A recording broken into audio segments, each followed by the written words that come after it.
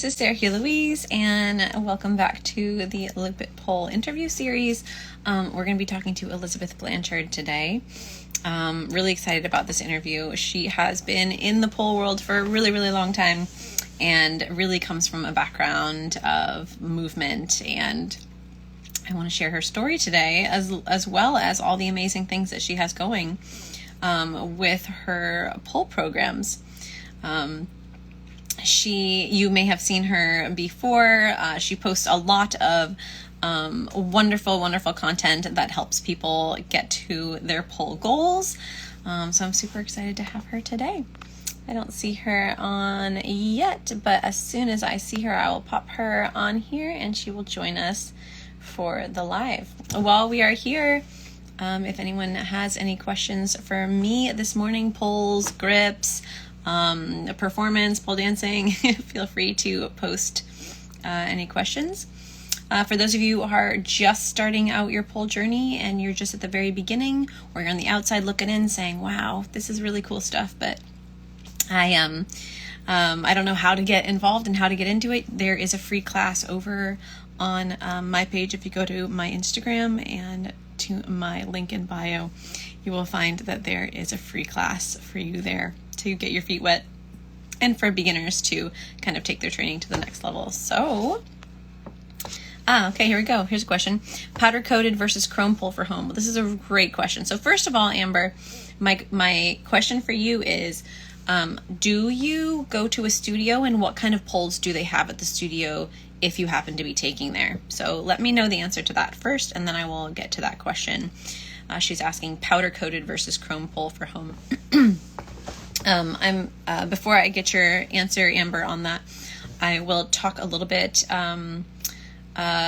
just give you some general information about that. So a chrome pole or stainless steel pole is one that we see I would say are the most common poles that are being used, that you'll see in pole studios, in competitions.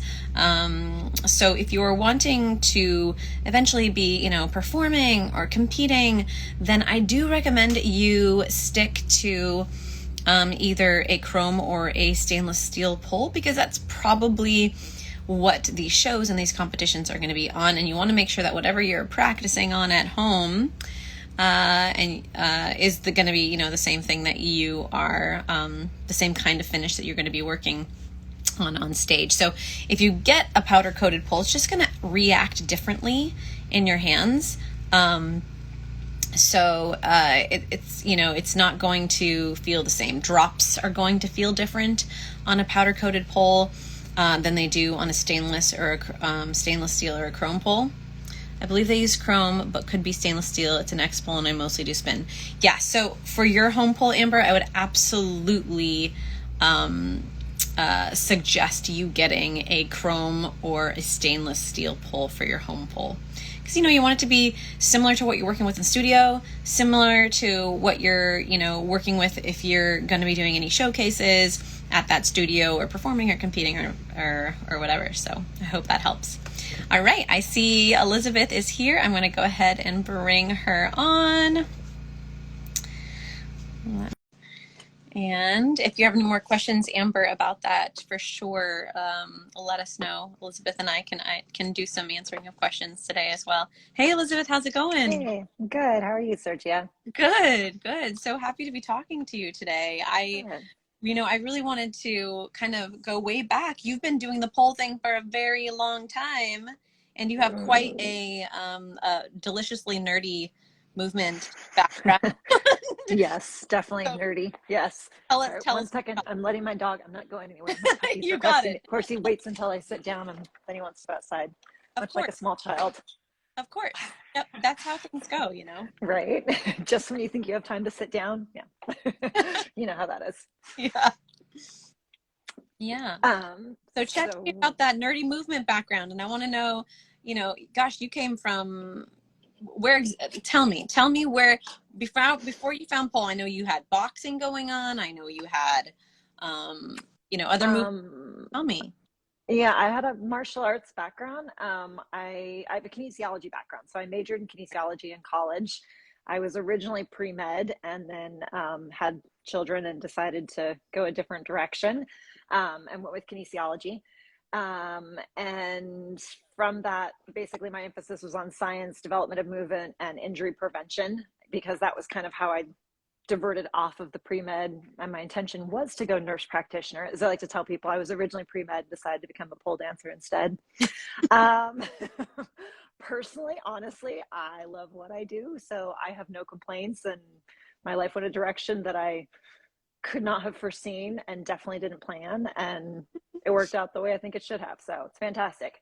But yeah, so I majored in kinesiology, and when my babies were little, trying to find things, because I have a hard time not being busy and doing things, I started doing martial arts, and I'm not very good at half-assing things, so I ended up competing in martial arts. I fought competitively on the National Black Belt League for a couple of years until I had a career-ending injury. Someone took me out. I offended someone. So took me out, full knee reconstruction. And before that, I was a long distance runner, marathon, ultra marathons, and then of course, competitive martial artist. I was number one on the Pacific, and I was seeded to fight for national title when someone took me out. So there goes that title fight. Once again, life doesn't go as we plan. Yep. And then when I was in rehab for that knee surgery, because I was put on bed rest and had grafts and all kinds of, super fun things. I had to find something that was non-impact, and I had taken a pole class before, I don't know, maybe a year before with a friend, one of those where it was like for a birthday or something like that. And so I kind of thought, well, what if, that's non-impact? What if so I'd asked my PT if I could take pole while I was recovering with my knee, and he's like, yeah, as long as it doesn't hurt that knee and you're careful with side to side motion. So it started as a way to pass the time until my knee was rehabbed, with the goal of going back to fighting. The doctors told me if I went back to fighting and running that I'd need a total knee replacement within 5 years. But of course, I was determined to prove them wrong, and I was going to go back and do all the things and screw them. So ended up finding pole. Like I said, started as a hobby, started as a pass the time, and then, like so many of us, it became an addiction. I started out not getting to train a lot because I had two small children, limited time, limited resources. And, as a lot of studios, as studios have changed, pole has changed so much. I mean, I started pole in 2012. And like I said, I'd taken a couple classes before that, but like, I think I've started like, as in, it wasn't just a go with a friend for a birthday party kind of thing. It's changed so much. Like it used to be, there would be maybe one class a day, maybe two. Like now pole studios will have multiple classes a day on weekends, like, competitions every weekend. It's grown so much. So yeah, it started out where I could maybe go once a week with my schedule. And I felt like my progress was like this. Until I ended up getting a pole at home, and that completely changed everything. Because then, even if I just had 30 minutes, between picking up one kid and dropping off another, or a nap, or put the kids to bed, or once again, as I'm sure you're finding in motherhood, it doesn't work out. It's not as glorious sometimes as it looks from the outside. So juggling between two boys. So I at least could get conditioning training in, and I found that really helped me because it would strengthen my grip, it strengthened my basics, and then at least when I went back to class, I didn't feel like I was struggling with everything. Yes, I was learning new moves and coordination, but I at least had built up more strength than I would have just going once a week. So that's where it started, and then it has grown into the monster that has consumed my life. A good monster. This is a happy monster, not a foreboding dark monster. But yeah, so that's where it started. How far do you want me to go? There are so many things there. So much gold there that I want to pull out. First of all, I feel like already I started making notes in my head when you were like, so I had not enough time with, how old were your kids when you got into pole, first of all? Oh gosh. Okay. 2012. So my oldest was 9. So I had 9 and 7 at the time. Was he 7? 2012. Yeah, he was 5. So I do the math. Yeah. I started martial arts when my little one was 4 months old. So yeah, it was, 7. Wow. Which meant pick up and drop offs at school, and of course never at the same time. Have two, they said. It'll be fun, they said. No. I'm already taking notes in my head because I'm like, oh, so yeah, that's such a good idea. If you have like zero time at all and the pole's at home and you have nothing, you can't like get into it. You can't like dive in, but hey, you know what? You could do a couple of conditioning things in that 20 minutes before you have to go do, pick up and drop off. And then you can reap the benefits of some of those little moments of training later on when you go in to take the class later. I have already noted that. I'm going to take hashtag mom life. Yeah, exactly. I have already noted that. So first of all, that it definitely changes. I get the whole busy work schedule, but when you add little kids, we're like, I always used to tell their dad, he's like, I have employees. I'm like, your employees don't follow you into the bathroom. It's different. Of course, every time you get on the pole, the kids decide it's their time, that they should play on the pole. They didn't want to play on it until you get on it, but yeah. Yeah, no, I feel like, I have a 3-year, my little one's 3 years old right now. And I feel like the biggest thing is that, in having something like pole in our lives that we love so much, and, and we have so much passion for, and it's really interesting because it's like every project that you start as a mom, you're living your life within the 5 minutes, the 20 minutes, or the 3 minutes that you have. That's where your life fits. And you never know when that 3 minutes is going to get cut to 2 minutes. Yeah, exactly. You can't even bank on that. And then what's really interesting is the changing of gears, right? That's the hardest. Is like changing hats, basically. Yeah, exactly. Like you need at least a 15-minute buffer period to be like, no, whoa, you don't. Okay, you don't. Whiplash all around. Yeah. Yeah. No, and I always found it was always hard to start projects. And that's part of the reason why I did, if I did pole, I did conditioning, because to start working on like a trick or a choreo, you start on it, you haven't fully figured it out, and suddenly you need to go clean up a mess that someone made in the other room. And then it just ends up frustrating. At least for me, it was, because I felt like I didn't know how long my time was going to last, versus if I did conditioning, if it got cut, I was like, okay, cool. I did 3 inverts on each side. Done. It's still a win. That's so good, because there's always like a built-in stopping point in conditioning. You know what I mean? Like always be like, okay, great. Let me just do the other side real quick. Let's go. Like with working on a trick or diving into choreography or doing like that. It's like and especially I think you and I are kindred spirits a little bit in this way. When you have that inertia and you have that excitement going and you're really into the training, it's like you're going really fast, and then all of a sudden you have to be like, okay, and now time has to stand still. It's frustrating. Yeah, it's hard. Yep. Yes. Tell me it gets much easier, right? Oh God, just different. My oldest, and I know we're here to talk about pole, not children, but my oldest just moved out within the last 2 months.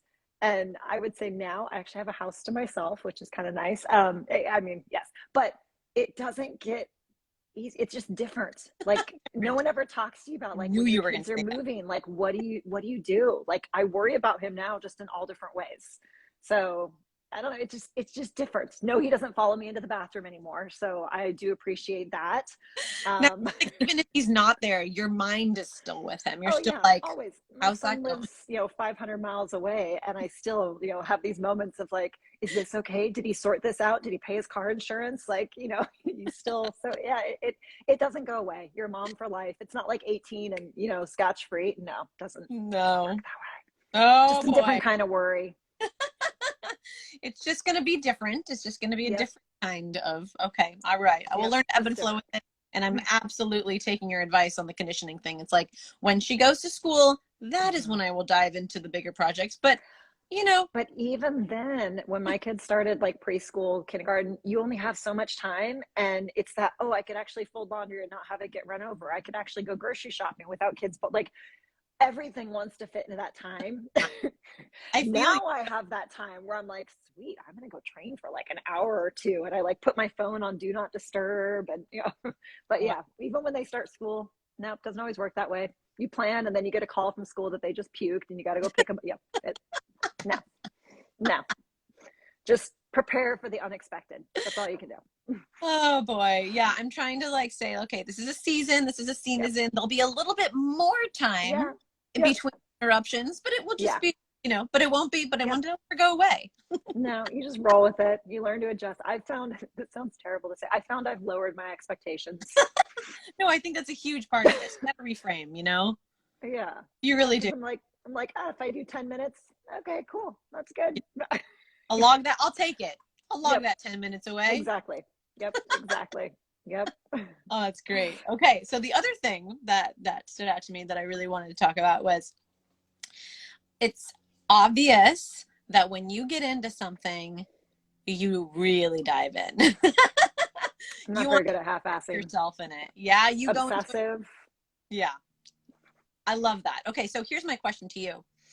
Knowing that you are like that, how have you found the balance between, just life and rest and training and mom, and like, how have, I'm sure it's been a process, because it's obviously like you want to dive into something and you just Hmm. want to immerse yourself and get all the information and learn all the things. So Hmm. what has been your journey and your process of like finding the balance? Oh, it is a never-ending journey. Yeah. Yep. I had a student, this is probably like, I don't know, a year, 2 years ago. Actually, it's probably pre-pandemic. There's that little blip of life that kind of is It's a blur. what Yeah. happened? I remember them asking me as a strap student, they said, how long did it take you to master straps? I was like, um, if that ever happens in my lifetime, I'll let you know. Like, I feel like time management, like we were talking about, it's a never ending thing. And I think for a lot of us too, there's always something new being added. Um, I want to do all the things. Yeah. I don't sleep enough at night, but so like sometimes my boyfriend would be like, why don't you go to sleep earlier? I'm like, because I don't want to miss anything. Like I'm a night You got person and a FOMO. morning person. Yes. And I'm like, there's just so many things I want to do and I want to see. And I want to be able to, get my mountain bike time in and my pole time and my contortion time and my hand bouncing time and my time with my family and my organization time because I like stuff being organized and, my four-wheeling off-road time on my motor. Like there's just, and every time, you take up a new apparatus, like I love Lyra. I can't remember the last time I did Lyra because there's just not enough time to do it. And I have a hard time dabbling sometimes. Yeah. So I would say with that to some degree, it sounds terrible to say I've lowered my expectations, but I think I've just learned to enjoy the simplicity of it just being. My body is failing me. Our bodies fail all of us. I have a genetic joint disorder that causes dislocations and severe joint issues, and it impacts what I do Is that to the point where, what's that? is that a hypermobility thing that you Yeah. deal with? Yeah, I have Ehlers-Danlos. Yeah. Which is something where it wasn't as much of an issue before. I mean, I've had shoulder surgery to pin it back in. That shoulder surgery that was 15 years ago, and that shoulder surgery now is failing. Basically, everything is now stretched back out, so that shoulder is now starting to slide out again. Which means before I had like one good shoulder and one bad shoulder, and now I have flip a coin. Let's see which shoulder feels better today. Which basically the doctor's thing was, well, he's like, at this point, we just medicate for pain until it gets too bad that you need shoulder replacements. I was like, that's a thing. I didn't know that was a thing. Because of the joint mobility, it's bone on bone. So it basically rubs and rubs and rubs until there's nothing left at the head of your humerus, and then they have to replace it. So fun things. And then due to the joint disorder, I have severe arthritis in my hands, which means even things like motorcycle riding and mountain biking, which I mean, we don't think of like motorcycle. I don't think of it as being, yes, it is athletic. And anyone who's a motorcycle rider watching this, don't be offended. It's not the same kind of athleticism that pole takes, right? But even motorcycle riding, like if I ride after a while, I can't use my hand. So I've kind of, in the last year, especially, and since my latest check in with my doctor on progression of things, had to kind of reassess how I look at things and focusing on just appreciating the things I'm able to do. Like in pole, I don't have any huge goals. Like now it's, sharing, which I think of my gift of teaching. I think one of my strong suits is be able to break things down anatomically, the dynamics of the kinesiology background, biomechanics, and all that is I'm really good at teaching and I care about people, which also I think makes a good teacher. Downside is I'm also an introvert. So, you kind of balance those. I love people, but not too much. But balancing that I can't do all the things and to be okay with that. Like I used to love Chinese pole. I used to train with Cujo in LA, which I think pretty much all of us that ever trained in LA, trained with Cujo. We're learning our pop outs and our Yeah. kamikazes and our fongies and all those. I Yeah. don't do Those, any Chinese pole now. Like I don't even do pop outs because my elbows dislocate. So part of it is like swallowing your pride and being like, I used to do all these things, and then being like, you know what, I'm okay with low flow and spinning pole shapes and things that work with my body now. And not having these, I want to do bigger and better and more crazy tricks, or transitions, or it's every day is just kind of like, where's my body today and what is it capable of doing? So I don't, like I said, I don't want to say I've downgraded my expectations, but I'm more so learning to be more content and appreciative of where I'm at and what I have. oh, So, that's because so good. it I think, doesn't always go the way we want it to. yeah, it's so good to hear. I feel like it's so good for people, for polars to hear this because, something that I like talk about, a lot to, someone like, say a student is competing or something, Mm-hmm. and they're coming in and they're always like, oh, but I need to get this and I need to get that and I need to get this. And I'm like, hold on, Right. rewind, Slow your roll. hold on. Like, when you go on stage, when you perform, when you compete, when you do a free dance, no one's saying, what did they not put in there? Yep. Yeah. What did they Yep. not put in there? Like, that's not what that's not the first thing that comes to someone's mind when they're Mm-hmm. watching a Yeah. performance or Yep. competition, or free dance or anything. They're not literally saying, oh, what's missing from this? Mm-hmm. They're like experiencing what is in front of them. So it's like, and people say like, okay, well, my body is failing me, in these particular ways, or that trick's not for me, or like I can't do this one always makes my rib feel weird. Mm-hmm. And it's Yep. like, yeah, not all the things are for everybody, and that is Yep. I say okay. that And, all the time. right. Yep. And you can still be a competitor. You can Yep. still be a performer. You can That's still be an that's the great incredible. thing about pole. There's so many different things. Like if one move doesn't work, trust me, you will still never do every pole move in your entire life. Right? And it's so funny too, because it's like, it's even sometimes as simple as like telling the students about like how we jam, like the way Mm-hmm. that we jam. Like sometimes it's like, all right, here are all the things on Instagram I've saved that I want to try. I'm going to work through them, and then I'm going to get into that and be like, nah, Yeah, that's not not for me. this one. Not this one. Yeah, Where's the forget easy it. stuff that Next. looks really cool? Yeah. Exactly. Yeah. What can I do that feels like the least amount, like the least path of resistance that actually that I can do and that doesn't hurt? Yep. 100%. And I find our patience for that. I don't know about you, but the less training time I have over the years, kids, life, whatever, the less patience I have for that. I'll try a move and be like, try. I always think like, try it at least a couple times. Don't write it off the first time. Try a couple times, and I'm like, meh, move on to the next one. Like I Yep. used to stick to ones a little bit more and be like, I'm gonna get this. I can't pass. Now I'm just like, I'll circle back to it, and maybe I'll try it next week. And it's a day where that part of my body feels better, and maybe not. Maybe I never come back to it. Like if I feel the need, I will. Yeah, there is that like, there is that thing where like a lot of the intermediate or beginner pole dancers look at the advanced pole dancers and say, oh, well, you can do everything. And it's like, whoa, whoa, whoa, whoa, whoa. That is the most untrue Nor do statement. I want to. Exactly. Like not at all. Like, no. Yeah, there's always that choice of like, we try things on, it's like clothes, Yep. and try Yep. something on and you're like, you know what, It doesn't that's feel not right. work for me. Yeah. Yep. Put it back on the Absolutely. rack. You know what? There's 1,000 other choices on the rack. Yeah. You know? So yeah, I just love that. And I think it's so important for polars to remember and to hear it from, people who are, operating in pole at your levels. You know what I mean? Like people need to, they see all that pretty, Instagram, this, that, whatever. And then it's Mm-hmm. like, here, the reality of it is we're all just really going with our flow. You And I know? think a lot of it too is, as you're saying, what people see. And like one of my mantras is live to train another day. Like when I was a competitive fighter, I train with men. You don't give up.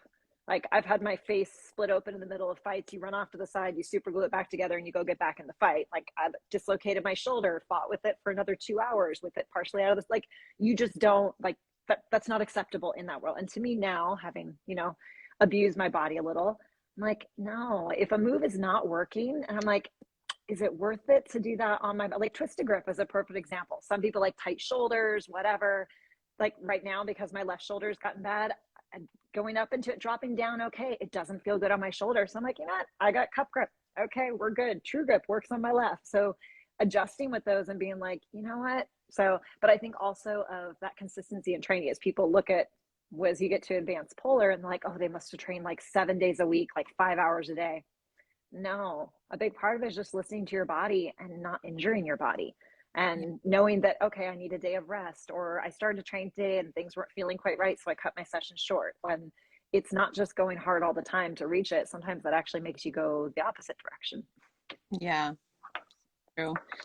Yeah. And, I'm not sure because I know that you had your online programs even before the pandemic, but probably during the pandemic, you were diving in even more. Tell us more about kind of where your programs are right now and, who were they for? Yeah, so I actually had started building them before the pandemic. I was in the process of beta testing. I had a few people that I was running through it to kind of like figure out glitches, what works, what doesn't work, what do people like, that kind of thing. And then pandemic hit, and I was like, okay, I guess we're doing this. So I literally launched it with pandemic. It was March of 2020, end of March.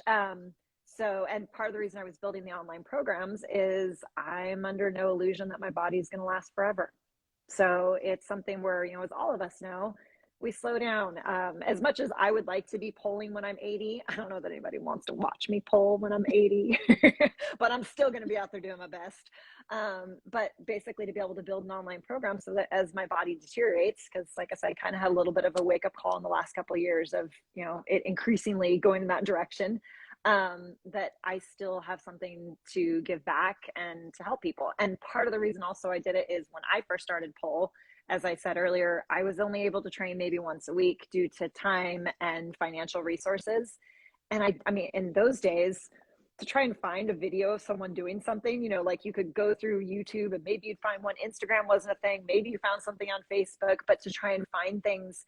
And as much as I, I'm definitely a big advocate of training in studios, depending on where you live, some people in remote areas, stay-at-home moms, working moms, or just people that don't have the financial resources. That was part of my goal, is for people who are like me, would like to train more, but didn't always have the resources and the accessibility. So I currently have a beginner, intermediate, and advanced program, as well as a flexibility program. And across all the programs, I have around 250 members that are on a monthly membership. And it's fantastic. I've got great feedback. I'm constantly tweaking it based on members' feedback, finding ways that I can kind of add to it. So yeah, I'm really happy with it. It's kind of my masterpiece that I had started creating. And I mean, I have additional things that I want to do to it to continue. It's like our pole life where we're like, okay, I'm happy with where where I am, but it doesn't mean I'm going to stop training. Like I want to keep doing stuff. So that's kind of how I feel about the program. Yeah, I think, it's been really cool to see, obviously the pandemic was a huge bummer for for everyone, but there has been some really interesting little silver linings that have come from it, where it's like people have access to this kind of training, do it on their terms now. And it's the coolest, it's so great that people can have access to education, education where, teachers are saying, okay, look, I've been through it, I've done it, and these are the things that I want you to know. These are the things that you don't need to know yet. These are things I want you focusing on now. These are the things I don't want you worrying about. Like all the mistakes that we made, Yeah, no, that we absolutely. wish And someone was there to tell us, to guide us. to save us from ourselves. Yeah. Yeah, exactly. No, and that was one of the focuses of my program. Is there's other programs, apps out there where they're just basically a dictionary database. And one of the things I see quite often with students, as I'm sure you see, you get a student that wants to try this trick,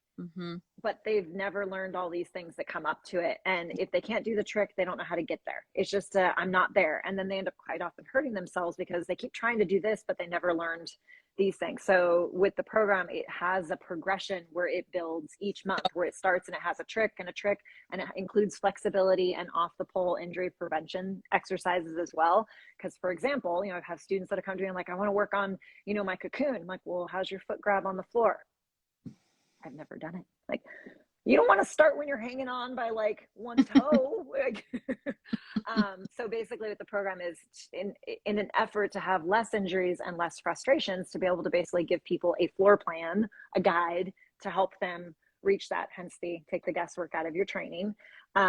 Because otherwise, like I said, a lot of them are just, here's the tutorial how to do the move. And it's like, okay, bird of paradise, grab your leg and throw it over your head. Okay, so what if I can't grab my leg and throw it over my head? So that was my goal, is to have a progression. Yeah, that's so true. It's like, yeah, that is kind of one of my biggest pet peeves about like online tutorials, is because when you look at any kind of like a random online tutorial, you have no idea where you're like entering into it. Yep. You know, you're like, where does this even, like, what were the progressions that we even need? What's the checklist that you want to have checked off before you even begin to think to make about sure you don't die? Yeah. Like, you know, because in the studio, in person, you just, you know, it's easy to just say, you know, if someone asks for you for something, you can say, okay, great, show me your this, and this. Let's look at those things first. But like in the online situation, someone will just pop into a tutorial. They don't, no idea that they're like jumping into the middle of something. They have no idea if they're even jumping into the right anything, you know what I mean? So the progressions and having that like being pointed in the right direction, I think, is literally half of the experience of getting good training, is actually knowing the order of things. No, absolutely. Yeah.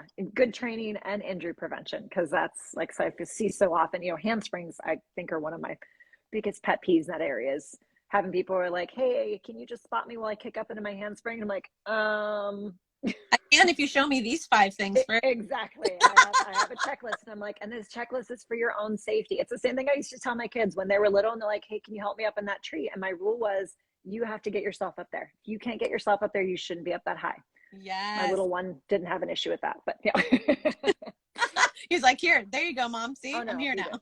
Yes, he's always, to this day, he'll be up on like the 3rd story Spider-Man. So yeah, he learned well, you know. Exactly. Well, he watched you. He watched you go through all the things and jump right in. So this is so awesome. Thank you so much, Elizabeth. This was really fun. And I loved like nerding out also on like just the whole, you know, not having a ton of time and how to work with that too. Like that is some struggle is real. Even without kids, struggle is real, right? Yeah, seriously. So thank you. I kind of needed to hear that today. Well, so thank you for inviting me on. This was great and fun to talk to you too. So anytime, we can also talk not on Instagram sometimes, just saying. Oh my gosh. Well, thank you so much, Elizabeth. You know, everyone, you know, that's here, make sure you check out her programs. Elizabeth has some amazing stuff going on, and she has like such a wealth of information that can be so useful to so many people. So definitely check out her program. And Elizabeth, it's just a pleasure to catch up with you, and I hope we can catch up again soon. Thank you, Sergia. I appreciate it. All right. Take care. Bye. Bye.